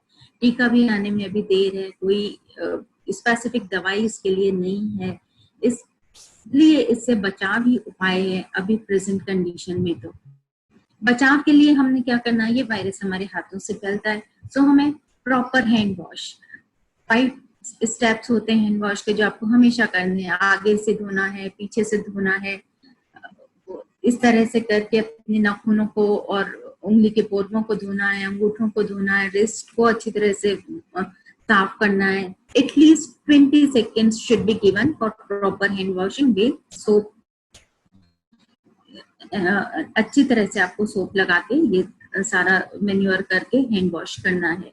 और आप अपने हाथों को अल्कोहल फ्री हैंड सैनिटाइजर से भी सैनिटाइज कर सकते हैं, पर हर समय सैनिटाइजर इस्तेमाल करना भी उपयुक्त नहीं होता और किया भी नहीं जा सकता। इसलिए बेटर है कि हम हैंड वॉश रिपीटेडली करते रहें, हमारा मुंह हमेशा कवर करके रखें। होता क्या है कि हमें सांस नहीं आता है, मास्क लगाते हैं तो हम हमेशा नाक निकाल लेते हैं, सिर्फ मुंह के ऊपर मास्क लगे। So that should not be the practice. हमें अपना नाक और मुंह दोनों कवर करके रखने चाहिए जब भी हम घर से बाहर निकल रहे हैं या कोई हम किसी से इंटरेक्शन कर रहे हैं। और हमारे घर में एयर सर्कुलेशन की ऐसी व्यवस्था रखनी चाहिए कि एयर चेंजेस होते रहें। फ्रीक्वेंट एयर चेंजेस होते रहेंगे तो एयर स्टैग्नेट नहीं होगी, और यदि कोई इन्फेक्शन आने का खतरा भी है तो वो चला जाएगा। मास्क या तो घर में बने हुए मास्क आप पहने, बट हमें ये ध्यान रखना है कि वो 2 से 3 लेयर के एटलीस्ट हों, जिससे कि हमको प्रॉपर प्रोटेक्शन दे सकें। इसके अलावा खाली मेनोपॉज के सिम्टम्स को फाइट करने के लिए ही नहीं, बल्कि इस वक्त कोरोना का इन्फेक्शन रोकने के लिए भी हमें एक हेल्दी डाइट, एक हेल्दी ईटिंग प्रोटोकॉल की बहुत जरूरत है, जिसमें आप इंक्लूड करें कलर्ड फ्रूट्स एंड वेजिटेबल्स। आपके पास सारे कलर्स के वेजिटेबल्स आपको दिन में कंज्यूम करने हैं, एक दिन में। इसके अलावा आप आजकल बहुत चल रहा है और करना चाहिए, जो कि एक आयुर्वेदिक सिस्टम भी है कि जो हमारे इनेट हर्ब्स हैं इनका हम एक काढ़ा बनाते हैं, वो भी इसमें काफी यूजफुल है, जो हमारी इम्यूनिटी को बढ़ाता है। बेसिकली इसमें जो सब्सटेंस होते हैं, तुलसी, अदरक, इनमें ये हमारी इम्यूनिटी को इम्प्रूव करते हैं। दैट इज वाई थोड़ा सा कोरोना कॉम्बैट करने की हमें ताकत देते हैं। नींद हमें पूरी लेनी चाहिए, जिससे हमारी बॉडी में जो भी वियर एंड टियर होता है वो अच्छे से रिपेयर हो जाए और हम अगले दिन के फाइटिंग के लिए वापस से तैयार हो जाएं। और फिजिकल एक्टिविटी हमारे सर्कुलेशन को बढ़ाती है in the form of yoga, in the form of meditation, जैसे कि डॉक्टर अंजना ने भी बताया। इस एज पर जो फिजिकल एक्टिविटी है उसमें मैं ये ऐड करना चाहूंगी कि यहाँ पे जो हम एक्सरसाइज करते हैं वो प्राणायाम के तौर पर तो हो ही, साथ में आइसोमेट्रिक एक्सरसाइज पे हम ज्यादा जोर दें, क्योंकि आइसोमेट्रिक एक्सरसाइजेज से मसल स्ट्रेंथनिंग होती है और हमारी बोन्स को भी ताकत मिलती है, क्योंकि ये ऐसा टाइम है मेनोपॉज का जबकि हमारी बोन्स वीक होने लगती हैं, कैल्शियम की कमी होने लगती है। तो जब हम आइसोमेट्रिक एक्सरसाइज करते हैं तो बोन्स सुदृढ़ होती हैं, उनमें प्रोटीन जमा होने लगता है। इसके अलावा एक्यूप्रेशर थोड़ी निजात मिलती है, क्योंकि वहां उन पॉइंट्स को प्रेस करने से सर्कुलेशन थोड़ी इंप्रूव होती है। साथ ही एक्यूपंक्चर भी ऐसी पद्धतियां हैं जो कि not involve in allopathy which we are doing, but they have been found of some importance in fighting both of these things, corona and menopause at corona. और फिर भी यदि प्रॉब्लम होती है, मान लो आपने सबके साथ भी एक्वायर कर लिया है कोरोना, या आपको मेनोपॉजल सिम्टम्स बहुत आ रहे हैं, क्योंकि आज के टाइम पे हर तरफ से आपको रिपीटेडली स्टिमुलस मिल रहे हैं कि ऐसा हो जाएगा, वीकनेस होगी, बुखार होगा, ऐसा होगा, तो कभी कभी हमारे खुद के दिमाग में आता है कि शायद मुझे बुखार है, शायद मुझे सर्दी लग रही है। अभी आपको यदि हॉट फ्लश होगा तो भी आपको ऐसा लगेगा कि पसीना आया है, बाद में ठंड लगेगी और आपको लगेगा कि नहीं मुझे कोरोना हो गया है। तो आपको कुछ भी डाउट है, कोई प्रॉब्लम नहीं, तो आप जरूर अपने गायनेकोलॉजिस्ट से संपर्क करें। वो आपको बताएंगे कि आपको यदि ज्यादा ही प्रॉब्लम्स हैं तो आप हार्मोन थेरेपी भी ले सकते हैं। वो अपने चेकअप के हिसाब से आपको गाइड करेंगी।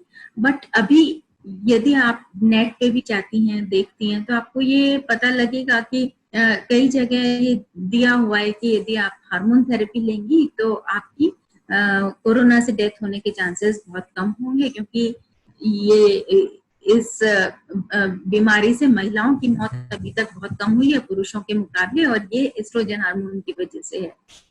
तो ऐसा हो सकता है, पर आपको दवाई यदि हार्मोन स्टार्ट करना है तो आपको डॉक्टर की सलाह के बिना नहीं करना है, क्योंकि हर चीज आप इस तरह से ट्राई करेंगी तो प्रॉब्लम हो सकती है। डॉक्टर अंजना ने आपको एग्जांपल दिया कि लॉन्ग टाइम तक एक महिला हार्मोन लेती रही और उनको एंड में कैंसर हो गया। सो यहाँ पे मैं आपको थोड़ा सा वार्न भी करना चाहूंगी इस रिगार्डिंग। जब आप डॉक्टर के यहाँ जाएंगी तो भी आपको फुल प्रोटोकॉल फॉलो करना चाहिए। ये जो सीडीसी ने भी बताया है, ये मैंने अपनी डॉक्टर्स के लिए जो प्रेजेंटेशन थी उधर से लिया है, क्योंकि वहां पे हमने क्या किया है, हमने आजकल हमारे क्लिनिक्स में आना उतना इजी नहीं रहा है किसी के भी लिए, क्योंकि हमको भी एक पहले एरिया बनाना है जहाँ पे हम सैनिटाइज करेंगे पेशेंट्स को, जो भी विजिटर्स हैं उनको, and then we will allowing them to come inside. तो वो वहाँ पे चेक करेंगे आपका टेम्परेचर, वो आपका सैनिटेशन करेंगे, हैंड सैनिटाइज कराएंगे, फूड सैनिटाइज कराएंगे। तो please cooperate with them and maintain social distancing at doctor's place also. So and में मैं यही कहना चाहूंगी कि जैसे कि सभी सरकार के भी बार बार इंस्ट्रक्शंस हैं कि कोविड-19 को अपने ऊपर वार न करने दें, उचित दूरी बनाकर रखें।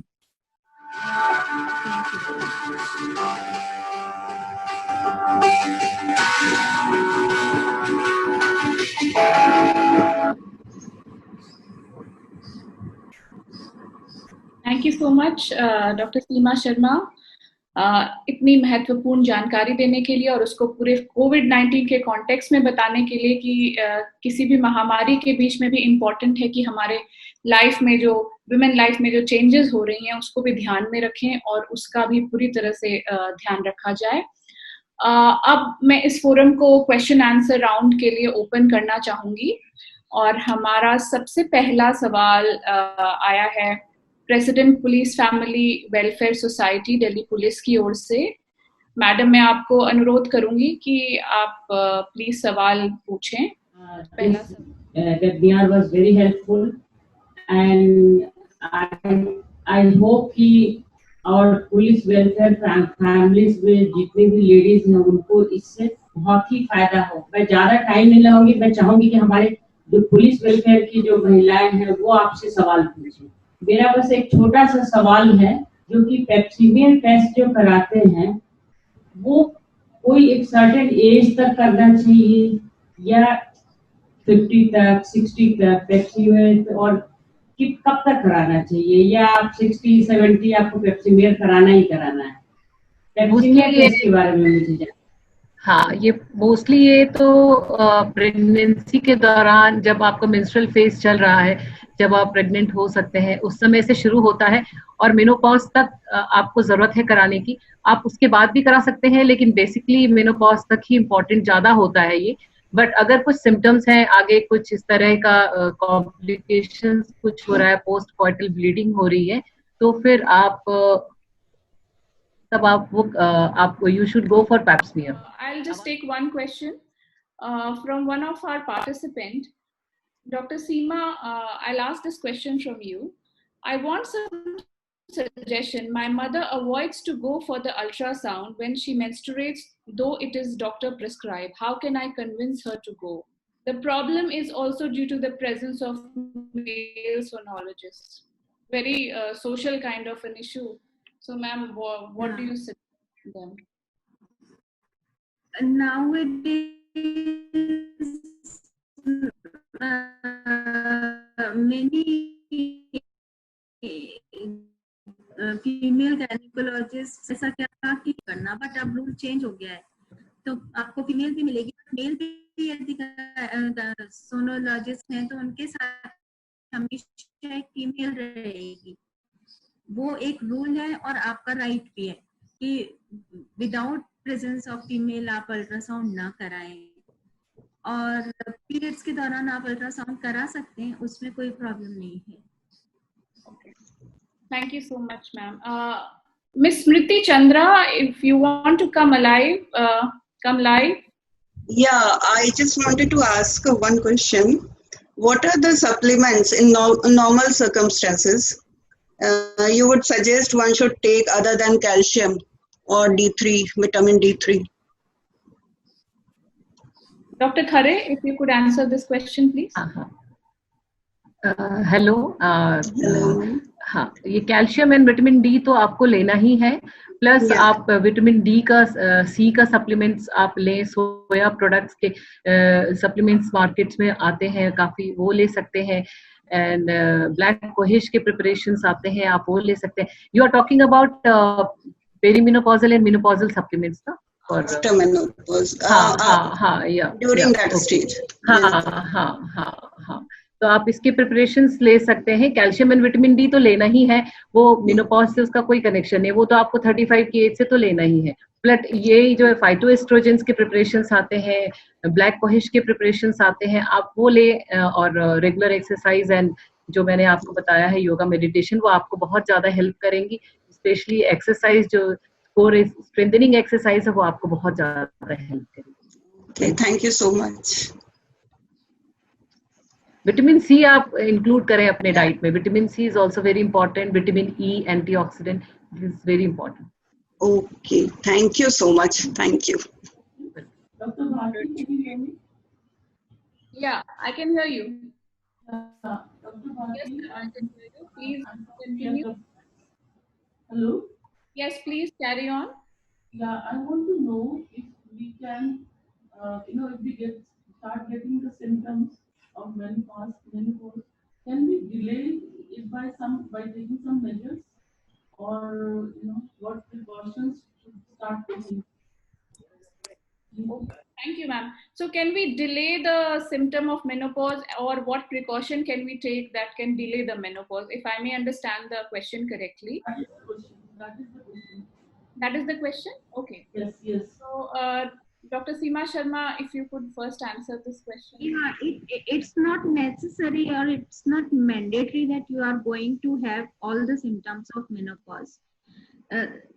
In our country especially, our mindset is like that we take menopause as a natural event as well as a thing of pride कि भाई अब मेरे periods खत्म हो गए, सारे झंझट से फ्री हो गए, ऐसा हमारी सोसाइटी में एक फीलिंग है। तो हमारे यहाँ मीन्स बहुत ज्यादा लोगों में ऐसे सिम्टम्स नहीं आते हैं। 40 to 50% फीमेल्स होती हैं जो बहुत ज्यादा परेशान होती हैं सिम्टम से, बाकी में सिम्टम्स नहीं आते हैं। पर बात ये है कि यदि आपको सिम्टम्स आ रहे हैं तो definitely you can delay them और you can combat them.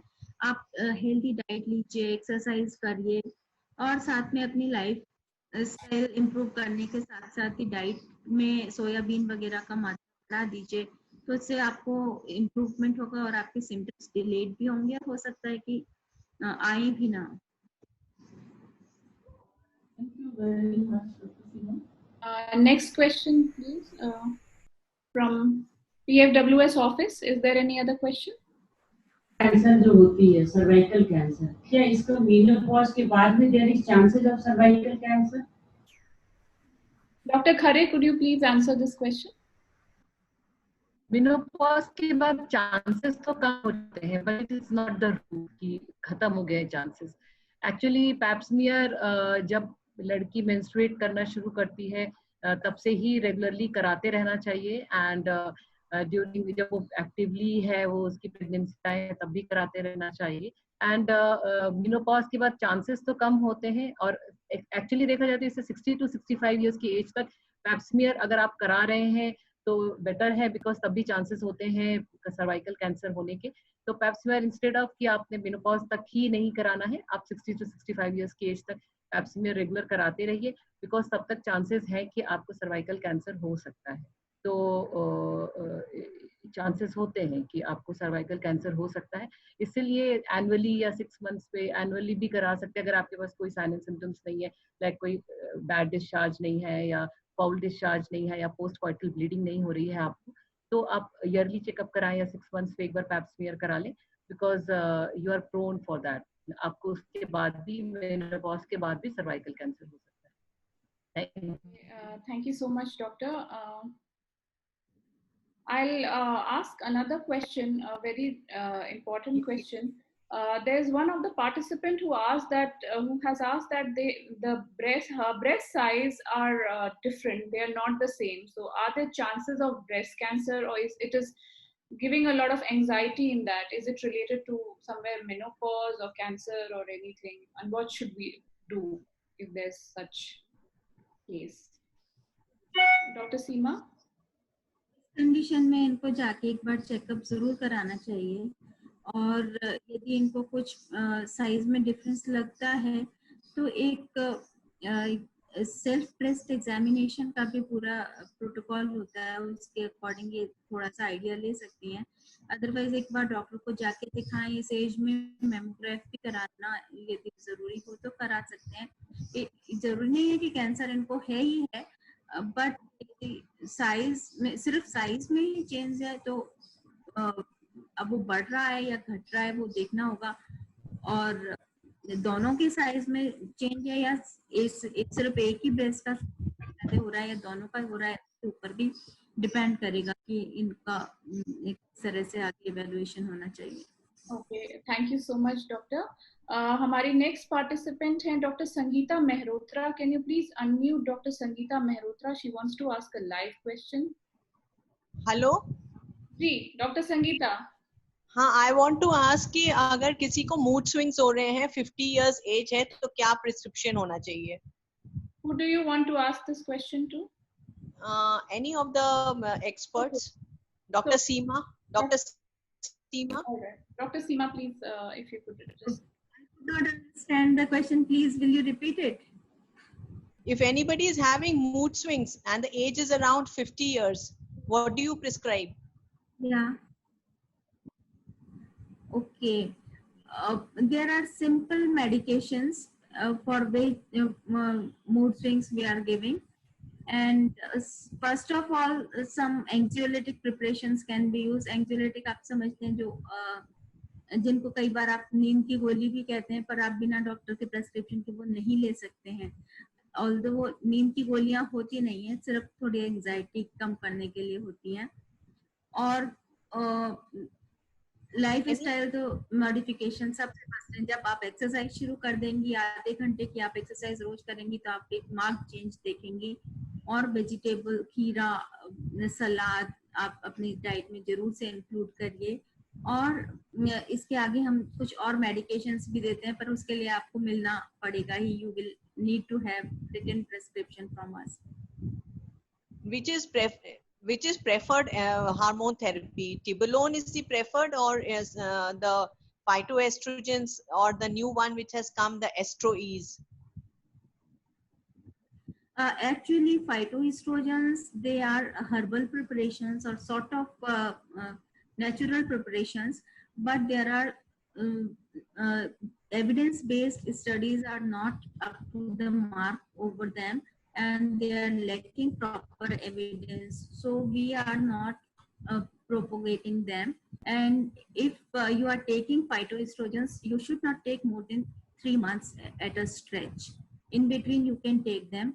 And Tibolon, again, it is having its own sign and symptoms, different problems. So if you are taking these medications, you should be under some menopause physician. That is my advice, because all of these things are not totally safe, and especially phytoestrogens, they are not. Yeah, so next question in the chat box is from Ms. Sumbul M. Adil. She wants to ask, can you suggest medicine supplement which has magnesium and other required vitamins?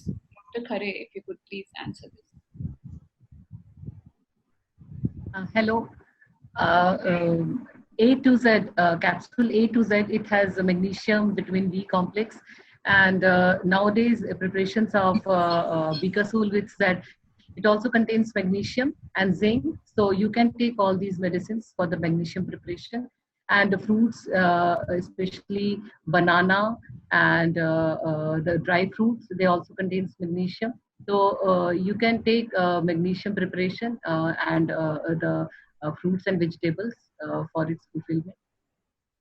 Dr. Bharti, hello. Dr. Bharti? Yes, Can you hear me? Dr. Bharti? Yes, please go ahead.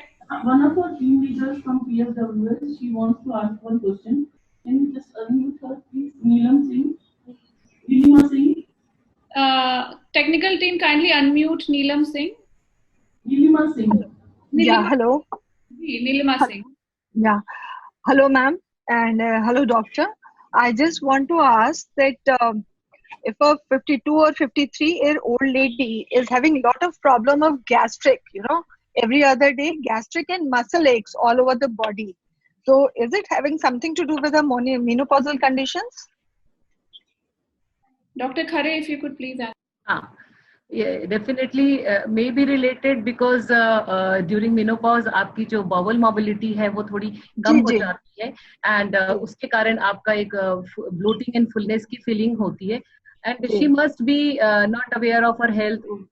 जिनको भी ये problem है like उन्होंने time से नहीं खाना खाते होंगे या बहुत spicy food खाते होंगे because इनसे वो और भी ज़्यादा चाय पीना या ज़्यादा कॉफी पीना या स्मोकिंग या अल्कोहल इस टाइप की कुछ चीजें इस तरह की होती हैं या बार बार इन्फेक्शन होना, बाउल इन्फेक्शन होना, इन सब चीजों के कारण भी गैस्ट्राइटिस की प्रॉब्लम हो जाती है.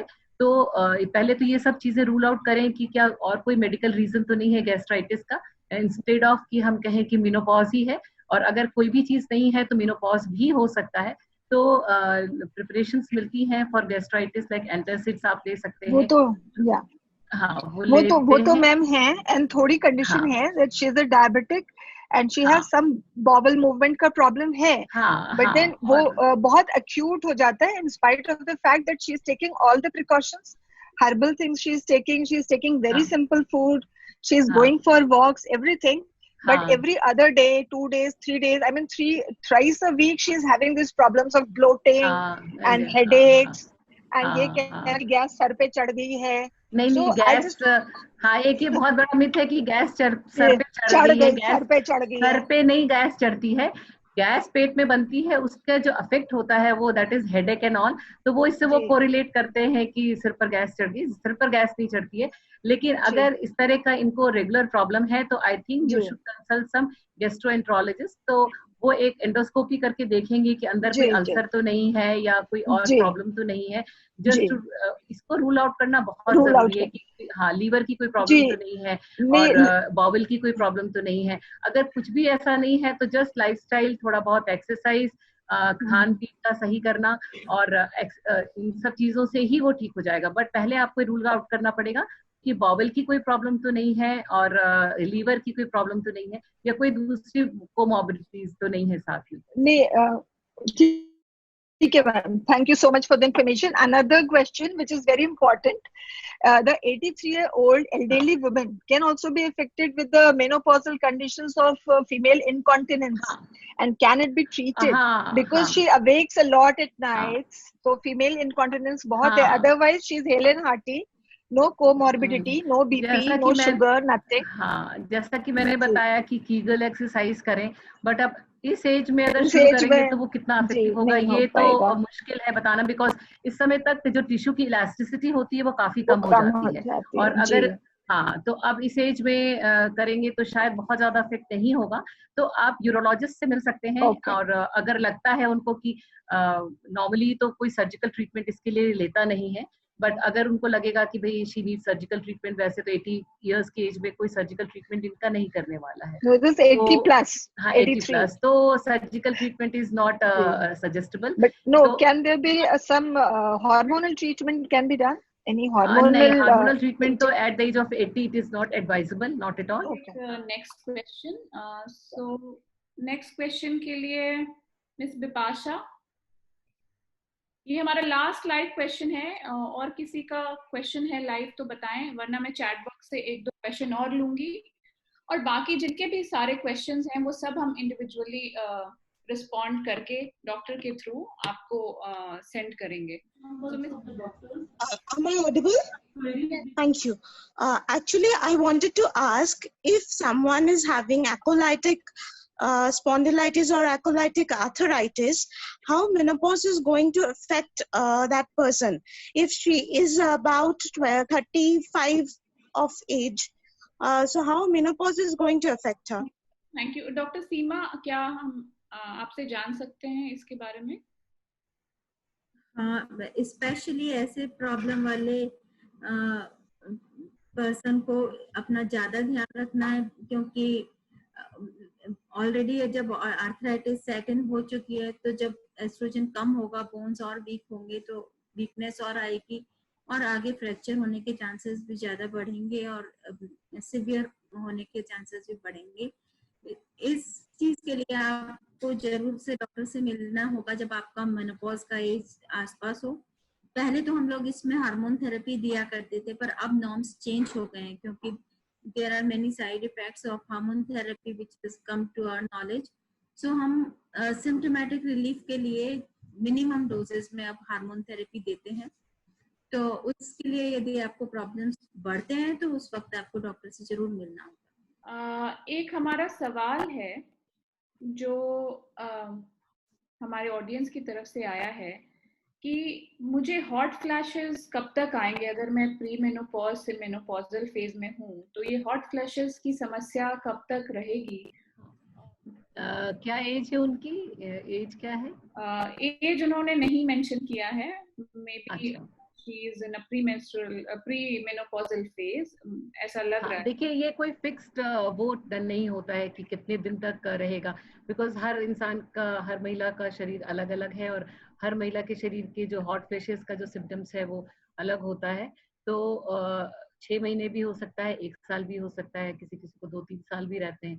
कभी कभी ये भी डॉक्यूमेंटेड है कि 10 साल तक भी सिम्टम्स आ रहे हैं. तो इट्स नॉट अ फिक्स्ड कि हॉट फ्लैशेस नॉर्मली 1-2 साल के अंदर अंदर थोड़ा डिक्रीज हो जाता है, तो 6 मंथ्स में भी हो सकता है. तो इसके लिए आपको इसको बहुत फोकस नहीं करना है कि कब तक रहेगा और कब तक नहीं रहेगा. तो मेरे ख्याल से अब आपने चूंकि एज नहीं बताई है मुझे, तो मैं बता तो नहीं पाऊंगी कि कब तक ये रहेगा, लेकिन नॉर्मली 1 साल 2 साल के अंदर चला जाता है, ये सारे सिम्टम्स चले जाते हैं. Thank you. हमारा एक और लास्ट क्वेश्चन है जो फॉलिकल्स के ऊपर है. इसमें हमारी पार्टिसिपेंट ने पूछा है कि वो लेट 30s में हैं और वो प्रेगनेंसी के लिए ट्राई कर रही हैं, बट उनकी फॉलिकल्स जो हैं वो कम है. कोई एक तरीका है जिससे फॉलिकल्स बढ़ाया जा सके? ये हमारा लास्ट चैट क्वेश्चन है. इसके बाद हम 1 या 2 लाइव क्वेश्चन और लेंगे. तो डॉक्टर सीमा, अगर आप इसका आंसर दे पाए. फॉलिकल्स बढ़ाए जा सकते हैं, इसके लिए हार्मोनल ट्रीटमेंट चलता है, वो इनको ट्रीटमेंट लेना पड़ेगा, हर महीने दवाइयाँ लेनी होंगी, फिर फॉलिकुलर मॉनिटरिंग करानी होगी. उससे ऐसा many drug combinations are there to improve follicular count as well as quality of follicles. तो जैसा कि देखा, हमारा काफी ब्रेनस्टॉर्मिंग सेशन काफी महत्वपूर्ण रहा और इस बीच में हमने बहुत सारे विषयों पे बातें की और अब हम इस कार्यक्रम के एंड तक पहुंच चुके हैं। मैं प्रत्येक एक्सपर्ट्स और पार्टिसिपेंट को बहुत ईमानदारी से धन्यवाद देना चाहूंगी तथा खुशी के साथ इस बात को शेयर करना चाहूंगी कि हमारे साथ डिफरेंट फोरम से अप्रोक्सीमेटली 500 पार्टिसिपेंट्स आज जुड़े, पर हमें और बहुत सारे सवाल भी हैं जो हम नहीं आंसर कर पाए हैं, बट इस वादे के साथ कि सारे सवाल का हम एक्सपर्ट से आंसर लेके आप तक पहुंचाएंगे। मैं विदा लेना चाहूंगी और मैं विशेष तौर से police family welfare society Delhi police की प्रेसिडेंट श्रीमती प्रतिमा श्रीवास्तव का धन्यवाद करना चाहूंगी कि उन्होंने हमारे साथ जुड़े और हम इस प्रोग्राम को सक्सेसफुल बनाया। हम आगे भी ऐसे प्रोग्राम आप तक पहुंचाते रहेंगे वेबिनार के जरिए, एक्सपर्ट टॉक्स के जरिए।